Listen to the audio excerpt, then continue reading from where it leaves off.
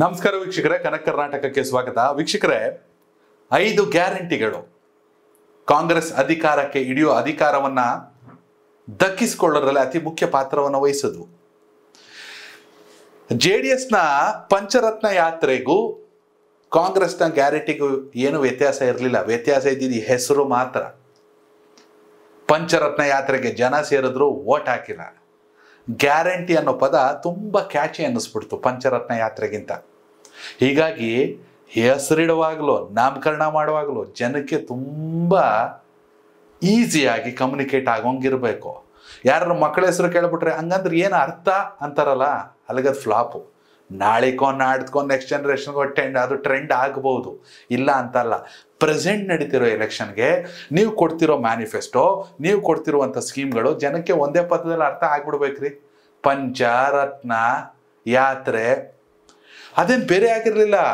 ಮಕ್ಕಳಿಗೆ ವಿದ್ಯಾಭ್ಯಾಸ ಆಗಿರ್ಬೋದು, ವಸತಿ ಯೋಜನೆ ಆಗಿರ್ಬೋದು, ಹೆಣ್ಣು ಮಕ್ಕಳಿಗೆ ವಿಶೇಷ ಸೌಲಭ್ಯಗಳಾಗಿರ್ಬೋದು, ಇದನ್ನ ಪಾಪ ಕುಮಾರಸ್ವಾಮಿ ಅವರು ಹೇಳಿದ್ದು ಸರಿಯಾಗಿ ತಲುಪಲಿಲ್ಲ. ಗ್ಯಾರಂಟಿ ಗೆದ್ದು ಬಿಡ್ತು. ಇದೀಗ 6ನೇ ಗ್ಯಾರಂಟಿ ಯೋಜನೆಗಳ ವಿಚಾರದಲ್ಲಿ ಸಾಕಷ್ಟು ಜನ ರಾಜಕೀಯವಾಗಿ ಎಸ್ಪೆಷಲಿ ಪ್ರತಿಪಕ್ಷದವರು ತುಂಬಾನೇ ಟೀಕಿಸ್ತಾ ಇದ್ದಾರೆ. ಬೆಲೆ ಏರಿಕೆ ಆಗಿದೆ, ಖಂಡಿತವಾಗ್ಲೂ ಆಗಿದೆ. ಹಾಗನ್ಬಿಟ್ಟು ಗ್ಯಾರಂಟಿಯಿಂದ ಅನುಕೂಲ ಇಲ್ವಾ? ಹಸಿದವನಿಗೆ ಮಾತ್ರ ಅನ್ನದ ಬೆಲೆ ಗೊತ್ತಾಗದು. KB ಬಿಲ್ ಕಟ್ಟಕ್ಕಾಗದೇನೆ ಕರೆಂಟ್ ಹೋಯ್ತಿತ್ತಲ್ಲ, ಮನೇಲಿ ಕತ್ಲೆಯಲ್ಲಿ ಬದುಕ್ತಿದ್ರಲ್ಲ, ಅವ್ರಿಗೆ ಮಾತ್ರ ಗೃಹ ಜ್ಯೋತಿ ಬೆಲೆ ಗೊತ್ತಾಗದು. ಪ್ರತಿಯೊಂದಕ್ಕೂ ಯಜಮಾನರನ್ನ ಕೇಳಿ, ಮಕ್ಕಳನ್ನ ಕೇಳಿ ಅಂತ ಹೆಣ್ಣು ಮಕ್ಕಳು ಮನೆ ಮೂಲೆಗೆ ಸೀಮಿತ ಆಗ್ತಿದ್ರಲ್ಲ, ಅವ್ರಿಗೆ ಸ್ವತಂತ್ರವಾಗಿ ಓಡಾಡ್ತಿದ್ದಾರೆ. ಅವ್ರಿಗೆ ಮಾತ್ರ ಉಚಿತ ಬಸ್ನ ಬೆಲೆ ಅರ್ಥ ಆಗೋದು. ಸುಮ್ಮನೆ ಕೂತ್ಕೊಂಡು ಮಾತಾಡ್ದಂಗಲ್ಲ. ಯಾವುದೇ ಸರ್ಕಾರ ಆಗಿರ್ಬೋದು, ಇದು ಖಂಡಿತವಾಗ್ಲೂ ಕಾಂಗ್ರೆಸ್ ಸರ್ಕಾರದ ಪರವಾದ ವಿಡಿಯೋ ಅಲ್ಲ, ದಯವಿಟ್ಟು ಫಸ್ಟೇ ಹೇಳ್ಬಿಡ್ತೀವಿ ಡಿಸ್ಕ್ಲೈಮರು. ಯಾವುದೇ ಒಂದು ಅತಿ ದೊಡ್ಡ ಯೋಜನೆಗಳನ್ನು ಇಂಪ್ಲಿಮೆಂಟ್ ಮಾಡುವಾಗ ಸಾಕಷ್ಟು ಸವಾಲುಗಳಿರುತ್ತೆ, ಅಷ್ಟು ಈಸಿ ಅಲ್ಲ. ಆಮೇಲೆ ಸಿದ್ದರಾಮಯ್ಯ ಏನು ದಡ್ರಲ್ಲ. ಸಿದ್ದರಾಮಯ್ಯ ಆರ್ಥಿಕವಾಗಿ ಅವ್ರಿಗಿರುವಂಥ ಅನುಭವನೇ ಬೇರೆ. ಅದಕ್ಕೆ ಸಾಕಷ್ಟು ಅಧಿಕಾರಿಗಳ ಜೊತೆ ಚರ್ಚೆ ಮಾಡಿರ್ತಾರೆ. DK ಶಿವಕುಮಾರ್ ಏನು ಕಡಿಮೆ ಅಲ್ಲ. DK ಶಿವಕುಮಾರ್ ಭಾರತೀಯ ರಾಜಕೀಯ ಇತಿಹಾಸದಲ್ಲೇ ಅತಿ ದೊಡ್ಡ ಟ್ರಬಲ್ ಶೂಟರ್. ಬಿಜೆಪಿಗಾಗಿ ಏನ್ ಮಾಡ್ಲಿಲ್ಲ. ಜನಾರ್ದನ್ ರೆಡ್ಡಿಗೆ ಫೇವರ್ ಆಗಿ ನಿಂತ್ಕೊಳ್ಳಕ್ಕಾಗಿಲ್ಲ BJP, ರಾಜಕೀಯವಾಗಿ ಮುಗ್ಸಕ್ ನೋಡ್ಬಿಡ್ತು. ಆದರೆ DK ಶಿವಕುಮಾರ್ ಕಾಂಗ್ರೆಸ್ ಪಕ್ಷದಲ್ಲಿ ಇತ್ಕೊಂಡು ಹೆಜ್ಜೆಗೂ BJPಯನ್ನು ಎದುರಾಕೊಂಡು ತಿಹಾರ ಜೈಲಿಗೆ ಹೋಗಿ ಬಂದರೂ ಕೂಡ 2028ಕ್ಕೂ ನಮ್ಮದೇ ಪ್ರಮಾಣ ವಚನ ಅಂತ ಹೇಳ್ತಾರಲ್ಲ, ಆ ಗಡ್ಸಿ ಯಾರಿಗೈತೆ? ಯಾರಿಗಿದೆ? ಸುಮ್ಮನೆ DK ಶಿವಕುಮಾರ್ನ ಹೊಗಳೋದು ಮತ್ತೊಂದು ಅಂತ ಅಲ್ಲ. ರಾಜಕೀಯವಾಗಿಯೇ ಮಾಡಬೇಕು. ಸಮಾಜ ಸೇವೆ ರೀತಿಲೇ ಮಾಡಬೇಕು. ಏನು ರಾಜಕೀಯಕ್ಕೆ ಬಂದ್ಬಿಡ್ತಾರೆ, ಅಧಿಕಾರ, ದರ್ಪ, ದುಡ್ಡು ಗಿಡ್ಡು. ಹೌದು, ಸದ್ಯ ರಾಜ್ಯ ಕಾಂಗ್ರೆಸ್ನಲ್ಲಿ ಸಂಕಷ್ಟದ ಸಂದರ್ಭದಲ್ಲಿ KPCC ಅಧ್ಯಕ್ಷರಾಗಿ ಕಾಂಗ್ರೆಸ್ ಸರ್ಕಾರವನ್ನು ಅಧಿಕಾರಕ್ಕೆ, ಕಾಂಗ್ರೆಸ್ಗೆ ಮೆಜಾರಿಟಿಯನ್ನು ತಂದು ಕಾಂಗ್ರೆಸ್ ಸರ್ಕಾರನ ಅಧಿಕಾರಕ್ಕೆ ತಂದ್ರಲ್ಲ DK ಶಿವಕುಮಾರ್.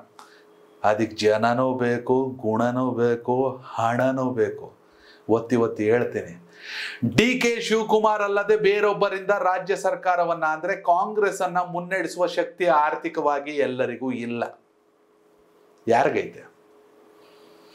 ಸಿದ್ದರಾಮಯ್ಯ ಅವ್ರಿಗೇನೆ ನೆಕ್ಸ್ಟ್ ಎಲೆಕ್ಷನ್ಗೂ ನೀವೇ CM, 2028ಕ್ಕೂ ಫಂಡಿಂಗು ನೀವೇ ಮಾಡ್ಕೊಂಡು ಚುನಾವಣೆ ಮಾಡಿ ಅಂದ್ರೆ ಬಿಡ್ಬಿಡ್ರಪ್ಪ ಸಾಕು ಅಂದ್ಬಿಡ್ತಾರೆ. ಯಾರ ಹತ್ರ ಇದೆ? ಹಣನೇ ಮುಖ್ಯನಾ? ನಿಜ, ಇಲ್ಲ ಅಂತೇನಿಲ್ಲ, ಖಂಡಿತವಾಗ್ಲೂ ಬೇಕು. ಜನರೂ ಬೇಕು, ಹಣವೂ ಬೇಕು, ಗುಣವೂ ಬೇಕು. ಹೀಗಾಗಿ ಎಲೆಕ್ಷನ್ ಮಾಡೋ ಕೆಪಾಸಿಟಿ ಇರೋದು DK ಶಿವಕುಮಾರಿಗೆ ಮಾತ್ರ.